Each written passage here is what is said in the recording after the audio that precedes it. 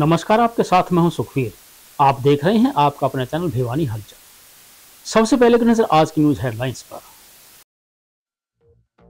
673 परीक्षा केंद्रों में 4,05,000 से अधिक परीक्षार्थी दे रहे एचटेट परीक्षा। ट्रैफिक नियमों को लेकर आरएसओ व ट्रैफिक पुलिस ने निकाली जागरूकता रैली। ऑनलाइन ट्रांसफर पॉलिसी को लेकर कर्मचारियों ने फिर किया विरोध।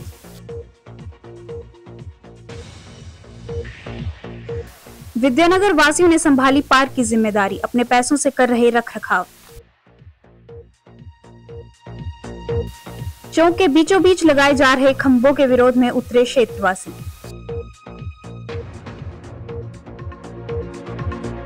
लंबित मांगों को लेकर सफाई कर्मचारियों ने किया आंदोलन का ऐलान। अब खबरें विस्तार से। हरियाणा सरकार के द्वारा सीईटी परीक्षा के सफल संचालन के बाद हरियाणा अध्यापक पात्रता परीक्षा के सफल संचालन के लिए हरियाणा बोर्ड व प्रशासन ने चाक चौबंद व्यवस्था की है। शिक्षा बोर्ड के अध्यक्ष ने बताया कि अध्यापक पात्रता परीक्षा को पारदर्शी तरीके से संचालित करने के लिए शिक्षा बोर्ड परिसर में कंट्रोल सेंटर स्थापित किया गया है, जिसमें 48 LCD लगाई गई हैं ताकि प्रत्येक केंद्र की निगरानी की जा सके। सिटी थाना SHO सत्यनारायण ने बताया कि परीक्षा को नकल रहित व शांतिपूर्ण संपन्न करवाने के लिए पुलिस विभाग को पूरी तरह से चौकन्ना किया गया है। भिवानी के 13 सेंटर्स पर करीब 400 जवान मुस्तैद रहेंगे। वहीं कबड्डी पैरा ओलंपिक हरियाणा के पदाधिकारियों के द्वारा एग्जाम ड्यूटी पर तैनात पुलिस कर्मियों को खाद्य सामग्री भेंट की गई। सीईटी की तर्ज पर चाक चौबंद सुरक्षा व्यवस्था के बीच पारदर्शी तरीके से परीक्षाओं के संचालन के प्रथम दिन लेवल 3 PGT की परीक्षा संचालित हुई तथा 31 जुलाई को लेवल 1 PRT की परीक्षा संचालित होंगी। भिवानी के विभिन्न परीक्षा केंद्रों का दौरा करते हुए हरियाणा विद्यालय शिक्षा बोर्ड के चेयरमैन ने पत्रकारों से बातचीत करते हुए बताया कि अध्यापक पात्रता परीक्षा को पारदर्शी तरीके से संचालित करने के लिए भिवानी की शिक्षा बोर्ड परिसर में कमांड एंड कंट्रोल सेंटर स्थापित किया गया है, जिसमें 48 LCD लगाई गई हैं। इसके अलावा सभी जिला के उपायुक्तों व अन्य अधिकारियों व कर्मचारी इस परीक्षा को सफल बनाने के लिए कार्य कर रहे हैं। उन्होंने बताया कि परीक्षा केंद्रों में AI के साथ ही मेटल डिटेक्टर व बायोमेट्रिक हाजिरी के बाद ही एंट्री दी गई। परीक्षा किसी बाहरी हस्तक्षेप के शांतिपूर्ण तरीके से संचालित करवाई जा रही है। पूरे राज्य से इस टाइम लॉ एंड ऑर्डर की सिचुएशन की बात हम करें, डिस्ट्रिक्ट एडमिनिस्ट्रेशन पुलिस प्रशासन बहुत मुस्तैदी से काम कर रहा है। कहीं किसी प्रकार की कोई ट्रैफिक जाम या कोई किसी प्रकार की समस्या परीक्षार्थियों को नहीं है। अभी फिलहाल फ्रिस्किंग का काम शुरू हो चुका है सेंटर्स पर, और जब तक फ्रिस्किंग का काम चल रहा है हम यही इंश्योर करना चाह रहे हैं कि यहाँ परीक्षार्थियों को किसी प्रकार की कोई दिक्कत ना हो। इसके साथ साथ जो अंदर CCTV कैमरा है, जैमर है, कंट्रोल रूम जो है प्रत्येक परीक्षा सेंटर का, वो हम चेक कर रहे हैं। जैसे परीक्षा आरंभ होगी तो कोशिश ये होगी कि परीक्षार्थियों को कम से कम डिस्टर्बेंस की जाए। इस प्रकार की कोई शिकायत नहीं आई है। जैसा कि पहले भी यह संदेश माननीय मुख्यमंत्री महोदय द्वारा दिया जा चुका है कि यदि ऐसी कोई किसी प्रकार की कोशिश करता है तो बहुत सख्त कार्रवाई होगी, और जिसमें कार्रवाई के बारे में ज़्यादा एक्सप्लेन में करने की शायद आवश्यकता नहीं है। अपन सभी को हमें पता है कि कोई भी असामाजिक तत्व यदि इस प्रकार की कोई डिस्टर्बेंस क्रिएट करने की कोशिश करेगा तो उसके प्रति वो सख्त से सख्त कार्रवाई होगी कि आने वाले समय में कोई सोचेगा भी नहीं इस प्रकार की गलत गतिविधि के बारे में। सर, कितने जिलों में कहाँ सेंटर बने हैं सर, और कल की और आज की प्रक्रिया को लेकर के क्या कहेंगे? देखिए, कुल 22 जिले हैं, डिस्ट्रिक्ट हेडक्वार्टर पर सेंटर बने हैं। परीक्षार्थियों के उनके अपने गृह जिले में ही उनका परीक्षा केंद्र दिया गया है। इसके अलावा 2 उपमंडल स्तर पर महेंद्रगढ़ और बहादुरगढ़ में भी सेंटर बनाए गए हैं। और ये सेंटर बनाने का जो एक नियम है वह डिपेंड करता है संख्या पर, कितनी संख्या कहाँ परीक्षार्थियों की है। गुरुग्राम में सबसे ज्यादा परीक्षार्थियों की संख्या है, हिसार में नंबर 2 पर है। इसके साथ साथ लगभग 30 और 35 के करीब परीक्षा केंद्र ज्यादा हैं, जो कि कल सुबह के TGT के एग्जाम में होंगे। आज जो परीक्षा केंद्रों की संख्या है वो कंपेरेटिवली PGT का पेपर होने के कारण कम है, जो कि नारनौल और यदि हम बात करें तो मतलब जैसे नारनौल में आज कोई सेंटर नहीं है, बाकी सभी जिलों में परीक्षा केंद्र आज हैं। मैं स्टेट एग्जाम के लिए हूँ। यहाँ तैयारी बहुत अच्छी है, हर जगह व्यवस्था बहुत अच्छी है, और हम अभी पहुँचे हैं, अभी एंट्री करूँगी मैं एग्जाम के लिए। तैयारी तो ठीक है सर, 1 साल से तैयारी कर रहे हैं और टाइम से ही पेपर हो जाए, बस यही उम्मीद है। सिटी थाना SHO सत्यनारायण ने बताया कि प्रत्येक परीक्षा केंद्र पर पर्याप्त मात्रा में पुलिसकर्मी तैनात हैं तथा प्रत्येक बारीकी पर पुलिस की पैनी निगाहें हैं तथा किसी भी परीक्षा केंद्र पर कोई अप्रिय घटना ना घटे, यह पुलिस प्रशासन का प्रयास है। पुलिस तो हमेशा ही प्रयास रहती है कि जो भी एग्जाम हो बेहतर तरीके से हो, लेकिन जो प्रशासन का, सिविल प्रशासन का और आमजन का सहयोग मिलता है तो कोई भी कार्य है वो सराहनीय होता है। तो अब हमने जो सीईटी की परीक्षा संपन्न कराई उसमें सिविल प्रशासन का और आमजन का भरपूर सहयोग हमें मिला है और सभी जो कैंडिडेट थे, परीक्षार्थी थे, उन्होंने भी सहयोग किया। जो हमारे द्वारा दिशा निर्देश दिए जा रहे थे उनकी उन्होंने पालना की। इस कारण हम एक सफलतापूर्वक परीक्षा का आयोजन करवा पाए। आज भी उसी कड़ी में हमारे वही प्रयास हैं कि उसी तरह से सारी सुविधाएं रहें और किसी परीक्षार्थी को यह असुविधा ना हो और शांतिपूर्ण माहौल में परीक्षा सफलतापूर्वक संपन्न हो। इसमें करीब आज हमारे 13 एग्जाम सेंटर हैं जिसमें 5700 के करीब बच्चे जो आज परीक्षार्थी हैं और उसमें हर एक सेंटर पर हमारे 12 से 13 जवान, जिनमें हमारी महिला पुलिस भी है फिस्किंग के लिए, वो भी तैनात हैं। और इसके अलावा हमारी 9 पेट्रोलिंग पार्टियां हैं और SHO और PCR राइडर्स वगैरह वो लगातार गश्त पे हैं। SHO साहब से पता किया कि भाई लगभग कितने कर्मचारी हैं, तो 350 कर्मचारी जो है ना ड्यूटी दे रहे हैं अलग अलग जगह पर। तो हमने 350 जो है ना वो रिफ्रेशमेंट के जो प्रबंध किया है पन्ने में अपना सामान डाल करके, ताकि मतलब हमारा भी एक सामाजिक दृष्टि से उनका एक सहयोग यूँ महसूस करें। जिला विधिक सेवाएं प्राधिकरण और पुलिस अधीक्षक के दिशा निर्देश पर ट्रैफिक पुलिस और RSO के द्वारा PM श्री राजकीय कन्या वरिष्ठ माध्यमिक विद्यालय में घंटागढ़ चौक तक यातायात जागरूकता रैली का आयोजन किया गया। ट्रैफिक पुलिस उप निरीक्षक सीताराम ने बताया कि रैली के माध्यम से वाहन चालकों को यातायात के नियमों के पालन करने की अपील की गई है। ट्रैफिक नियमों की अवहेलना करने पर जुर्माना व सजा के प्रावधान की जानकारी भी वाहन चालकों को दी गई है। ट्रैफिक पुलिस SI सीताराम ने बताया कि PM श्री राजकीय कन्या वरिष्ठ माध्यमिक विद्यालय से लेकर घंटाघर चौक तक ट्रैफिक नियमों को लेकर जागरूकता यात्रा निकाली गई। इसमें आमजन को वाहन चलाते समय सीट बेल्ट का प्रयोग करने बारे, हेलमेट का प्रयोग करने, नाबालिगों को वाहन ना थमाए जाने, शराब पीकर वाहन ना चलाने, तेज गति में वाहन ना चलाने और अन्य नियमों के बारे में जानकारी दी गई। उन्होंने आमजन से अपील करते हुए कहा कि बारिश का मौसम है, ऐसे में सड़क पर सावधानी पूर्वक चलें, क्योंकि कई बार जलभराव होने के बाद सड़क पर हुए गड्ढे वाहन चालकों को दिखाई नहीं देते। इस कारण बड़ी दुर्घटना होने की संभावना भी बनी रहती है। PM श्री राजकीय कन्या वरिष्ठ माध्यमिक विद्यालय में कार्यरत NCC ऑफिसर AENO स्वाति ने बताया कि NCC कैंडिडेट्स यात्रा में अपनी मुख्य भूमिका निभा रहे हैं, क्योंकि कैंडिडेट्स की सामाजिक सुरक्षा और सहयोग में अहम भूमिका होती है। मेरा नाम sub inspector Sitaram, Bhiwani police traffic. आज हमारा विधिक कोर्ट के आदेश अनुसार रोड सुरक्षा अभियान चलाया गया है, जिसमें लोगों को जागरूक किया जा रहा है कि आप हेलमेट का प्रयोग करें, सीट बेल्ट का प्रयोग करें, ट्रिपल सवारी ना बैठें, बच्चों को और स्कूल में जाकर मैंने जागरूक करना है। जो आज बच्चों को साथ लेकर बाजार में, स्कूलों में जाकर जागरूक किया है कि हेलमेट का प्रयोग करें, नाबालिग बच्चे मोटर व्हीकल का प्रयोग न करें। अपने माँ बाप को भी और आम जन को बताएं कि हेलमेट का प्रयोग करें, तीन सवारी ना बैठें, शराब पीकर व्हीकल ना चलाएं, तेज गति में व्हीकल ना चलाएं और हमेशा बारिश का समय हो गया अपनी गाड़ी को धीमी गति से चलाएं। अगर आप बगैर हेलमेट चलोगे तो आपके 1000 रुपये का फाइन होगा। अगर आप धुआं पर्ची नहीं रखोगे तो आपके 10,000 रुपये का जुर्माना है। अगर आपने बुलेट पटाखा बजाया बाजार में तो आपके 10,000 रुपये का फाइन होगा। अगर आपने 3 सवारी बैठाकर बाजार में घूमे तो 1000 रुपये का फाइन होगा। अगर आपने तेज गति में कार मोटरसाइकिल में चलाया उसका 2000 रुपये फाइन है। मोबाइल से अगर मोटरसाइकिल पर या किसी भी व्हीकल पर मोबाइल फोन का यूज किया उसका 2000 रुपये फाइन है। मेरा नाम मंजू राज है। मैं GG-SSS भिवानी में PGT इंग्लिश के पद पर कार्यरत हूँ। आज हमारे स्कूल में न्यायविद के द्वारा एक जागरूकता रैली निकाली गई है, जिसमें बच्चों को सिखाया गया है कि ट्रैफिक नियमों की पालना करनी है और किस किस नियम का पालन न करने पर क्या क्या उनके ऊपर कार्यवाही हो सकती है, ये भी उनको बताया गया है। जैसे 3 जन को बैठ के एक स्कूटी पे या एक बाइक पे नहीं जाना है, आपको हमेशा 2 व्हीलर पे हमेशा हेलमेट लगा के चलना है, सीट बेल्ट का प्रयोग करना है और सीट बेल्ट का प्रयोग सिर्फ ड्राइवर को ही नहीं, जो साथ में बैठते हैं उनको भी करना है। इस तरह की कई सारी महत्वपूर्ण जानकारियां हमारे बच्चों को दी गई हैं। एनसीसी ऑफिसर हूँ जीजी ट्रिपल भिवानी स्कूल में। और आज जो ये जिला विधिक सेवाएं प्राधिकरण की तरफ से अवेयरनेस प्रोग्राम चलाया जा रहा है, इसमें एनसीसी अपनी मेन भूमिका निभाती है, क्योंकि एनसीसी का जो रोल होता है वो लोगों को जागरूक करने का रोल ज़्यादा होता है। तो आज एनसीसी कैडेट्स हमारे भिवानी में और घंटाघर पे ये जागरूकता अभियान चला रहे हैं। रैली द्वारा लोगों को जागरूक कर रहे हैं कि वो हेलमेट का पूरा प्रयोग करें, ठीक है, और जो ट्रैफिक पुलिस के नियम है उनको पूरी तरह से पालना करें। अनुसूचित जाति, जनजाति एवं पिछड़ा वर्ग कर्मचारी यूनियन ने HVPNL रेस्ट हाउस में कर्मचारियों के बकाया पड़े मांगों को पूरा करवाने के लिए बैठक का आयोजन किया गया।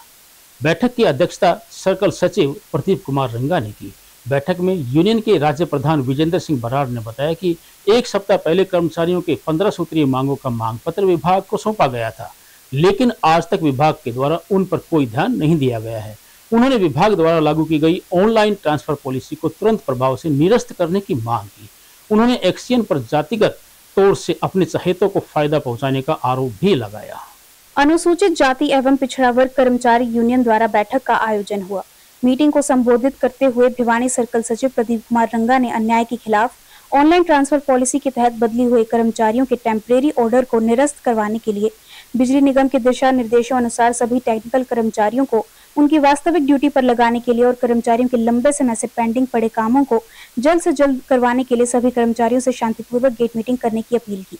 यूनियन के राज्य प्रधान विजेंद्र सिंह बराड़ ने सभी कर्मचारियों को विश्वास जताते हुए कहा कि अगर यूनियन की जायज मांगों को नहीं माना गया और निगम निर्देशों के अनुसार सभी कार्य नहीं किए गए तो यूनियन आगामी रणनीति बनाकर लंबा धरना प्रदर्शन करने को मजबूर होगी और निगम के उच्च अधिकारियों और माननीय बिजली मंत्री से मिलकर अपना ज्ञापन सौंपेगी और अपनी सभी जायज मांगों को जरूर से जरूर मनवाएगी। ये एक्शन सिटी है संदीप दलाल जी, इनकी हठधर्मिता और जो अन्यायपूर्ण नीतियां हैं, सरकार की नीतियों के खिलाफ, निगम प्रशासन के खिलाफ जो ये चल रहे हैं एक्शन साहब, और हमारे कर्मचारियों को जो लंबे समय से मांगे लंबित पड़ी हैं, पेंडिंग पड़े जो काम हैं, उनको लेकर आज हमने धरना प्रदर्शन किया। एक हफ्ते पहले हमने इनको नोटिस दिया था कि भाई हमें मीटिंग दें और हमारे काम करवा कर हमें बताएं।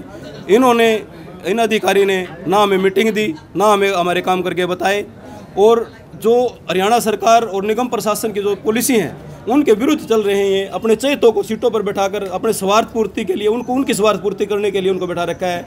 ऑनलाइन पॉलिसी हरियाणा सरकार ने लागू कर रखी है। वैसे तो हमारी यूनियन ऑनलाइन पॉलिसी का विरोध करती है, लेकिन हरियाणा सरकार की पॉलिसी है और उस पॉलिसी के दौरान जो तबादले किए गए हैं उसमें सभी यूनियनों के सभी कर्मचारी शामिल हैं, लेकिन इन अधिकारियों ने अपने चहेतों को टेम्परेरी ऑर्डर करके एक नाम दिया टेम्परेरी ऑर्डर, कुछ समय के लिए उनको उन्हीं सीटों पर बैठा रखा है, ना कि जो उनकी बदली हुई थी अलग दफ्तरों में वहाँ पर बैठाने की बजाय जहाँ पर वो नौकरी कर रहे थे, जहाँ पर वो पैसा कमा रहे थे, जहाँ पर वो ऐश लूट रहे थे, जहाँ पर वो मौज कर रहे थे, जहाँ पर उनको नौकरी नहीं कर रहे थे, घर बैठ के तनख्वाह ले रहे थे, उन्हीं सीटों पर बैठ कर वो नौकरी कर रहे हैं। इसके अलावा टेक्निकल कर्मचारी हैं, फील्ड में आप देख रहे होंगे दिन भर रोजाना एक्सीडेंट होते हैं, बहुत सारे कर्मचारी मौत का शिकार हो जाते हैं, लेकिन इन्होंने अपनी हठधर्मिता अपनाते हुए बहुत सारे टेक्निकल कर्मचारियों को दफ्तरों में बिठा रखा है। और फील्ड में कर्मचारियों की इतनी शॉर्टेज है कि आप देखते हैं जनहित में कोई कंप्लेंट समय पर नहीं हो पाती। उसका सिर्फ और सिर्फ कारण ये है कि स्टाफ की शॉर्टेज, और स्टाफ की शॉर्टेज का कारण ये है कि इन अधिकारियों ने अपने चहेतों को, टेक्निकल कर्मचारियों को दफ्तरों में बिठा रखा है। इसके साथ साथ जहाँ से बिजली चलती है सब स्टेशनों में कहीं तो स्टाफ 8 का है, कहीं 2-3 का है, कहीं 4 का है।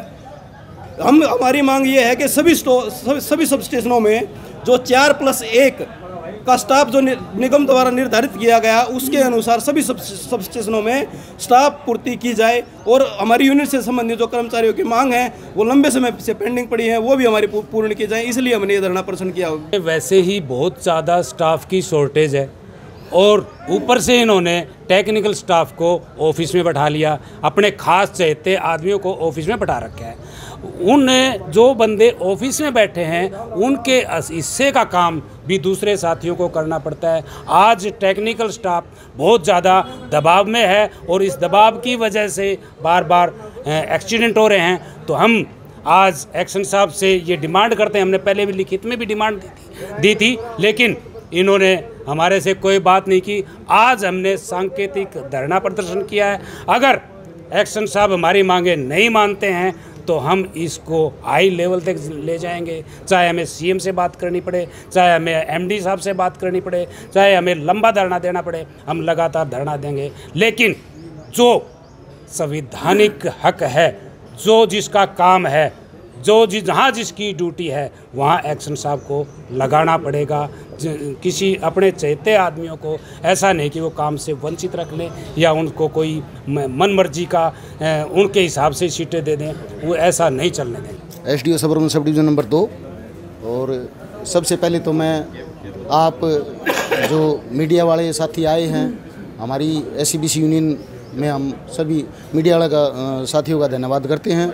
और मैं ये बताना चाहता हूँ कि जो एक्शन साहब ने टेक्निकल स्टाफ के जो ऑर्डर किए थे और टेम्परेरी ऑर्डर किए थे, वो एज इट इज़ ऐसे के ऐसे बैठे हैं। और इन्होंने अपने अपने मनचाहियों को सीटों पर बिठा के बैकडोर से लगा रखा है। और जब हम मीटिंग लेते हैं एक्शन साहब से, तो हमें हफ्ते का या 15 दिन का टाइम दिया जाता है और बोलता है कि भाई अगले हफ्ते हम उठा देंगे, ऐसे कर देंगे, वैसे कर देंगे, लेकिन ऐसा कुछ नहीं करते। आज हमें मजबूर होकर हमने ये धरना प्रदर्शन किया है। अगर समय रहते एक्शन साहब हमारी मांगों को पूरा नहीं करते हैं, तो हम आगे भी ऐसे ही धरना प्रदर्शन करेंगे। और आगे हमारा धरना फिर एससी साहब या फिर चीफ साहब, आगे हम चाहे एमडी साहब से तक भी हमें मिलना पड़े, हम पीछे नहीं हटेंगे। विद्यानगर के हनुमान मंदिर मार्ग पर गुजरावाला पार्क की दयनीय स्थिति को देखते हुए कॉलोनी वासियों ने पार्क की देखरेख की जिम्मेदारी स्वयं उठाकर एक मिसाल पेश की है। शिक्षा बोर्ड के सेवानिवृत्त उप सचिव समीर राम ने बताया कि पार्क की बदहाली को देखते हुए उनके द्वारा सैकड़ों पेड़ पौधे लगाए गए हैं और जर्जर हालत में हो चुके झूलों को ठीक करवाया जा रहा है। वहीं इन निवासियों ने पार्क के साथ लगे बिजली के ट्रांसफार्मर को हटाने की जिला प्रशासन से मांग की, ताकि किसी बड़े हादसे को घटित होने से रोका जा सके। शिक्षा बोर्ड से सेवानिवृत्त उप सचिव समीराम ने बताया कि गुजरावाला पार्क में दोनों ट्रांसफर के आसपास पेड़ उग गए हैं जो ट्रांसफार्मर के फ्यूज से टच कर रहे हैं। बारिश के मौसम कभी भी करंट आ सकता है। पार्क के बीचों बीच एक लोहे का स्ट्रीट लाइट का पोल भी खतरे का संकेत है। इसके चारों ओर बच्चे खेलते हैं, जिससे करंट लगने का डर हर समय बना रहता है। कहा कि इसे शिफ्ट कराने के लिए स्थानीय लोग कई बार बिजली बोर्ड के अधिकारियों से मिल चुके हैं, लेकिन अब तक कोई समाधान नहीं हुआ। मास्टर शेर सिंह ने कहा कि पार्क के रखरखाव के लिए कमेटी बनाई गई है। विद्यानगर के वासियों द्वारा घरों से राशि एकत्रित करके मरम्मत का कार्य करवाया जा रहा है। वहीं नगर परिषद की ओर से भी अब तक कोई सहायता नहीं मिली। कॉलोनी वासी अपनी जेब से ही पार्क के रखरखाव का खर्च उठा रहे हैं। नागरिकों का कहना है कि अगर नगर परिषद सहयोग करे तो पार्क को और भी सुंदर व सुरक्षित बनाया जा सकता है। और ये बंसीलाल जी के टाइम में हमारे को 5 लाख रुपए मिले थे। स्वराज के हस्बैंड जो थे, राज्यसभा के मेंबर थे, उनके माध्यम से हमारे को 5 लाख रुपए मिले थे जब ये पार्क मतलब बनना शुरू हुआ था। और उसके बाद यहाँ के जो नागरिक है वही सब पैसा इकट्ठा करते हैं, इसकी मेंटेनेंस करते हैं और कमेटी बनाई हुई है मतलब इसके लिए हमने। और उसके प्रधान हमारे समीराम जी हैं। और आप ये देख रहे हैं कि हम अखबारों में रोजाना पढ़ रहे हैं कि भाई इतना पैसा इस पार्क के लिए दिए, इतना है। केवल इतनी सबसे बड़ी कॉलोनी है ये भिवानी की, सबसे ज्यादा वोटर यहाँ पर हैं और सब तरह की जातियां यहाँ पर रहती हैं। और विद्यानगर कॉलोनी का नाम इसीलिए पड़ा था क्योंकि विद्यालय शिक्षा बोर्ड यहाँ आया था और विद्यालय शिक्षा बोर्ड के कर्मचारियों ने ज्यादातर प्लाट यहाँ पर खरीदे थे, इसलिए इसका विद्यानगर कॉलोनी नाम रखा गया। और आज ये भिवानी शहर की सबसे बड़ी कॉलोनी है। सबसे बड़ी कॉलोनी होते हुए यहाँ पार्क केवल 2 पार्क छोटे हैं, परंतु एक पार्क की कोई रखवाली हो नहीं रही क्योंकि वहाँ कोई प्रबंध कमेटी नहीं है। परंतु यहाँ पर हमने प्रबंध कमेटी बनाई हुई है तो समीराम जी ही कलेक्शन करते हैं। और अब आप देख रहे हो कि लगातार हम 10-12 दिन से 10-15 महिलाएं 5-10 यहाँ के नागरिक रोजाना करते रही। यहाँ जो घास का ढेर पड़ा था वो ट्रैक्टर वाले उस ढेर को भी नहीं ले जा रहे थे। कल हमने धक्के से उनको रोक करके और उसमें शायद डाले। उसमें ये अच्छी बात हुई कि वो नगर पालिका वालों ने भी हमारी इसमें रख रखाव कैसे कर। हरियाणा विद्यालय शिक्षा बोर्ड भिवानी, आपका बहुत धन्यवाद करता हूँ कि आपने इस कार्य के जो करवाने के लिए हमारा जो सहयोग दे रहे हैं। इस गुजरावाला पार्क का 6/5/2018 को कमेटी द्वारा जीर्णोद्धार कराया गया था।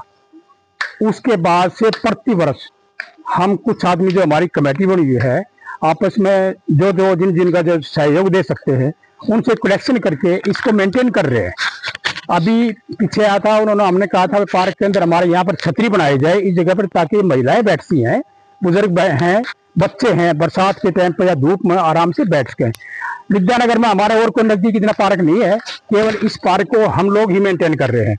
अभी हमने रिक्वेस्ट की थी यहाँ वो लगाया जाए, कुछ झूलों की मेंटेनेंस की जाए जो पार्क में लगे हैं। तो कमेटी का जो ठेकेदार आया था उन्होंने ये बताया कि मेंटेनेंस का कार्य हमारे पास नहीं है, हम तो केवल नए लगा सकते हैं। उन्होंने एक ये लगाया है, ये भी अधूरा पड़ा है। इधर देखो आप इस तरफ, ये भी अधूरा है, पूरा नहीं कर लिया उन्होंने। मैं बार बार फोन करता हूँ उनको, भाई इसको पूरा किया जाए, वो नहीं कर लिया है। इसके अलावा इसमें एक 1.5 फुट घास हो गई थी। आप ये देखो इधर से, ये सारा हमने खुद इसको कस्सियों से खोद करके इसको निकाला है। और ये झूले इनके अंदर ये जितने बैरिंग टूटे हुए थे, बैरिंग वगैरह ये सारे करवाए हैं। इसको हटी बेटे, इसको कोई निकाल के ले गया था, पता नहीं कौन। इसका भी हमने वो बनने के लिए दिया हुआ है, उसमें थोड़ी कमी रह गई है और वो वापिस लग जाएगा, उसके लिए भेजा हुआ है। रामगंज मोहल्ले के वासी चौक के बीचों बीच खंभों को लगाए जाने के विरोध में उपायुक्त से मिलने उनके कार्यालय पहुंचे। पार्षद विनोद प्रजापति के नेतृत्व में उन्होंने उपायुक्त को बताया कि चौक के बीचों बीच खंभे लगाकर विभाग अपनी तानाशाही कर रहा है। रामगंज मोहल्ले में जल भराव की स्थिति रहती है और कभी भी बिजली के खंभों के बीच में लगे होने के कारण बड़ा हादसा हो सकता है। वार्ड नंबर 25 के वासियों ने इन खंभों को हटाने की मांग की ताकि आगामी संभावित हादसों को रोका जा सके। वार्ड नंबर 25 के पार्षद विनोद प्रजापति ने बताया कि रामगंज मोहल्ले में चौक इतना बड़ा था कि छोटा मोटा कार्यक्रम यहाँ हो सकता था, लेकिन यहाँ पर 2 खंभे इस तरह लगाए गए हैं कि यहाँ पूरी ही चौक किसी कार्य के लायक नहीं रहा। उन्होंने बताया कि यहाँ पर नजदीक में ही स्कूल भी है जिसमें छोटे छोटे बच्चे आते हैं, जिसके चलते यहाँ पर हादसे होने का और भी अधिक भय बन गया है। पार्षद विनोद प्रजापति ने कहा कि उनके द्वारा नगर परिषद द्वारा स्ट्रीट लाइट का खंभा, जो कि लोगों के लिए परेशानी का सबब बना हुआ है, उसको हटवाने की मांग की थी, लेकिन इस खंभे को हटवाने की बजाय यहाँ पर 2 खंभे और लगा दिए गए, जिसके चलते नागरिकों को परेशानी गुणात्मक रूप से बढ़ी है। उन्होंने कहा कि जब कोई इस बारे में बातचीत करनी चाहिए तो जेई ने बातचीत करने की बजाय डायल 112 पर फोन कर पुलिसकर्मी बुला लिए गए, जो कि सरासर तानाशाही है। मोहल्ला वासी आशु कामरा ने बताया कि इसकी शिकायत उन्होंने बिजली विभाग व सीएम विंडो में दी थी, लेकिन इसके बावजूद भी बीती रोज कर्मचारी खंबे को लगाने आए, जिनको एक बार फिर क्षेत्रवासियों ने खंबे लगाने से रोक दिया गया तथा वहां पर खंबे न लगाने की मांग को लेकर वे उपायुक्त से मिले। आशु कामरा भिवानी समस्या निवारण से ग्रुप से हम और विनोद भाई साहब के नेतृत्व में आए हैं सारे, क्योंकि हमारे रामगंज मोहल्ले में 2-2.5 फुट तो पानी वैसे ही भरा रहता है। इन्होंने बीच में ट्रांसफार्मर लगा दिए, जिसकी वजह से ना तो कोई रस्म क्रिया हो सकती है और बुजुर्ग और बच्चे और दिव्यांगों का आश्रम है। अगर वो ट्रांसफार्मर वहां लग जाएगा तो हमारे यहाँ पे पहले भी बावड़ी गेट पे अभी 2 दिन पहले एक ट्रेजेडी हुई है, वो बेचारा एक्सपायर हो गया। यहाँ पे भी ऐसा अगर ये ट्रांसफार्मर लग गया तो और भी बुजुर्ग या बच्चे एक्सपायर हो जाएंगे। तो इसलिए हम यही चाहते हैं कि एक तो जो मीटर हैं वो 1.5 फुट के गैप में लगे हुए हैं, कोई बच्चा भी हाथ लगा सकता है, और तारें इतनी नीचे हैं कि एम्बुलेंस भी नहीं जा सकती। इतना बुरा हाल है बिजली विभाग का। इसलिए हम सभी आग्रह करते हैं कि हमारे यहाँ ट्रांसफार्मर ना लगाए जाए। तो हमारे को इस बात की परेशानी हो रही है। पहले कोई हमारा चौक है, उसमें 100 प्रकार के फंक्शन होते हैं, जागरण होते हैं, रस्म पगड़ी होती है, और साथ में फिर ऊपर से हमारी लाइट पूरी है, हमें कोई दिक्कत नहीं है। तो फिर ये ट्रांसफार्मर क्यों लगाया जा रहा है? हमारे मना करने के बावजूद हमने सीएम विंडो में एप्लीकेशन दी है, बिजली विभाग को दी है, उसके बाद भी फिर आगे लगाने के लिए दोपहर को उस समय कोई नहीं था, तो हमने उनको रोका है, वो मान नहीं रहे थे किसी तरह से भी। और छोटे छोटे बच्चे हैं, स्कूल में जाते हैं, कई बार टीचरें बच्चे उस पोल के नजदीक से इतने गिरे हैं, और जबकि जब पानी भर जाता है तो वहाँ बाहर बैठे रहते हैं बच्चों को बचाने के लिए, बेटा इधर से साइड हो जाओ, आंटी इधर से टप के जाओ, भाई कोई करंट वरेंट से कोई देखो हादसा ना हो जाए। आज हमारे वार्ड नंबर 25 में रामगंज मोहल्ले के अंदर 2 खंबे ऐसी जगह गाड़ दिए गए जो कि वो चौक पूरा का पूरा ही खराब हो गया। अगर उन्होंने खंबे पहले भी रोड के ऊपर ट्रांसफार्मर लगाए हुए हैं तो खंबे रोड के ऊपर लगाए, ना कि वहाँ चौक के अंदर लगाए। और चौक के अंदर क्या है, कोई रस्म पगड़ी है या कोई जागरण वगैरह है, वो हर आदमी के काम आता है। तो उसके वो खंबे लगाने से वहाँ पे ना तो कोई जागरण हो सकता, ना किसी की रस्म पगड़ी होती। दूसरा क्या है कि नजदीक स्कूल है, स्कूल में छोटे छोटे बच्चे आते हैं, और उसमें नीचा है। हमने पहले कमेटी को लिख रखा जो स्ट्रीट लाइट का भी एक जो खंबा लगाया हुआ है उसको हटाने के लिए, और ये वहीं पर चौक को रोकने के लिए 2 खंबे और लगा दिए। तो बार बार प्रशासन से मांग कर रहे हैं, सीएम विंडो पे भी लगाई थी, खुले दरबार में भी लगाई थी। कल जय साहब ने बात ना करके 2 पुलिस वाले बुला लिए 112 पे फोन करके। ये कोई तरीका को, ये प्रशासन का लोगों के ऊपर जबरदस्ती करेंगे। अपनी लंबित पड़ी मांगों को लेकर सफाई कर्मचारियों ने आंदोलन का ऐलान कर दिया है। सफाई कर्मचारी नगर पालिका कर्मचारी संघ के बैनर तले 20 व 21 अगस्त को मांगे न मानने पर भूख हड़ताल करेंगे। नगर पालिका कर्मचारी संघ के प्रदेश सचिव पुरुषोत्तम दानव ने बताया कि संघ के द्वारा लगातार सरकार व विभाग के साथ पत्राचार के माध्यम से न्याय उचित मांगों को पूरा करने की गुहार लगाई जा रही है, लेकिन सरकार द्वारा आश्वासन देने के बाद भी मांगों को पूरा नहीं किया जा रहा है। नगर पालिका कर्मचारी संघ के प्रदेश सचिव पुरुषोत्तम दानव ने बताया कि नगर पालिका परिषद निगमों व फायर के कर्मचारियों की न्याय उचित मांगे लंबे समय से लंबित हैं। बार बार समझौता व आश्वासन होने के बावजूद भी उनकी मांगे पूरी नहीं की जा रही। उन्होंने कहा कि सरकार की वायदा खिलाफी से कर्मचारियों में रोष है तथा वे अब की बार आर पार की लड़ाई का मन बना चुके हैं। उन्होंने चेतावनी देते हुए कहा कि यदि अब भी सरकार नहीं चेती तथा उनकी मांगे पूरी नहीं की तो सफाई कर्मचारी बड़ा आंदोलन करने पर मजबूर होंगे। दानव ने कहा कि नगर पालिका कर्मचारी संघ 8 फरवरी 2023 को बनाई गई कमेटी में उपायुक्तों के स्थान पर पालिका परिषद आयुक्त व नगर निगम आयुक्त के नाम शामिल करने व दरोगाओं को पेट्रोल व मोबाइल खर्च देने, अनुबंध कर्मचारियों को वर्दी के स्थान पर वर्दी भत्ता देने, फायर कर्मचारियों के साथ 4 अप्रैल 2025 को शहरी स्थानीय निकाय मंत्री के साथ हुई बैठक में लिए गए फैसलों को लागू करने सहित अन्य मांगों को लेकर संघर्षरत हैं।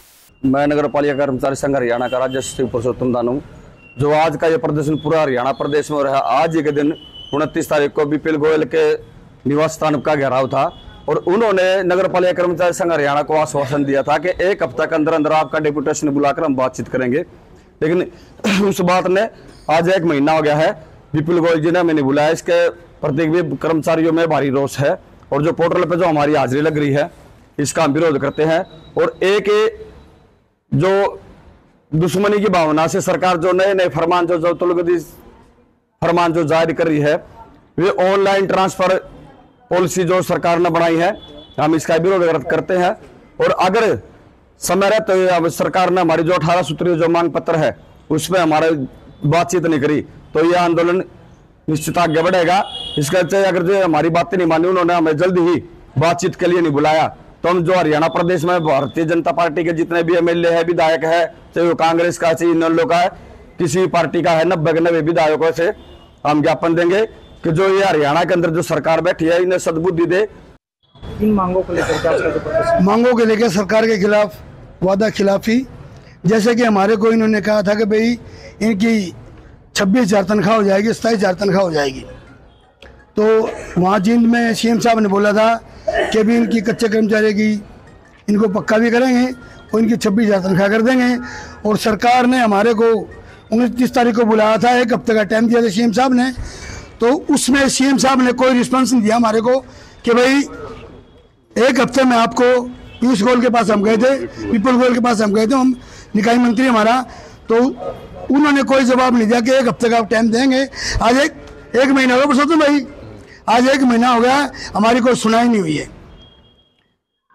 झूठा मुख्यमंत्री, इतना झूठा मुख्यमंत्री कोई नहीं आया जितना है कि ये सैनी साहब झूठा मंत्री आया। भाई तुम्हारा ये कर दूंगा, वो कर दूंगा, नो कर दूंगा, कुछ करना नहीं, खाली घोषणा। 26,000 कर दूंगा, 2100 बढ़ा दूंगा, पक्के कर दूंगा, नो कच्चे कर दूंगा, कि मैं कुछ नहीं कर रहा। कर्मचारी तो मरते जा रहे हैं, कर्मचारी दबते जा रहे हैं। 16,000, 15,000, 14,000 में इनको 12,000 मिलते हैं पेरोल कर्मचारियों को। और अब चलते चलते फीडे महिला चेस वर्ल्ड कप के फाइनल में दिव्या देशमुख की शानदार जीत सिर्फ ऐतिहासिक ही नहीं है, बल्कि यह शतरंज में भारत के दबदबे के कायम रहने का प्रमाण है।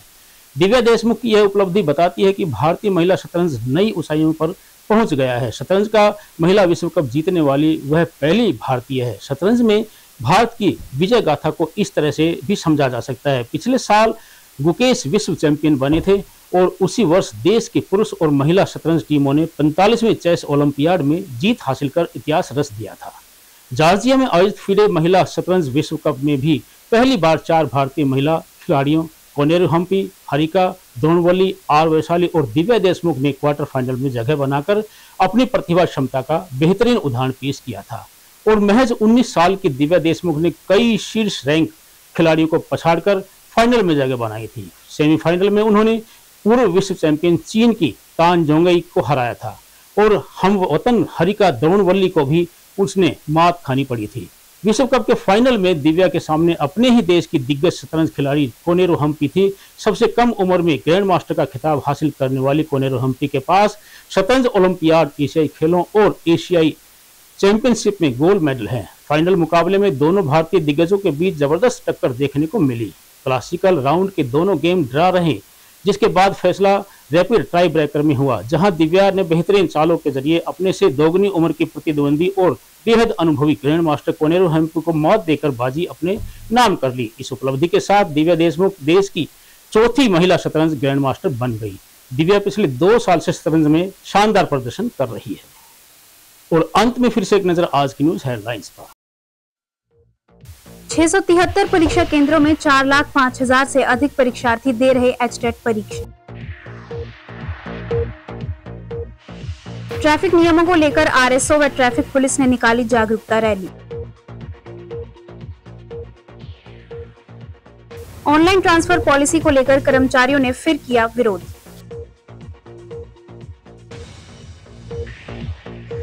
विद्यानगर वासियों ने संभाली पार्क की जिम्मेदारी, अपने पैसों से कर रहे रखरखाव। चौक के बीचों बीच लगाए जा रहे खंभों के विरोध में उतरे क्षेत्रवासी।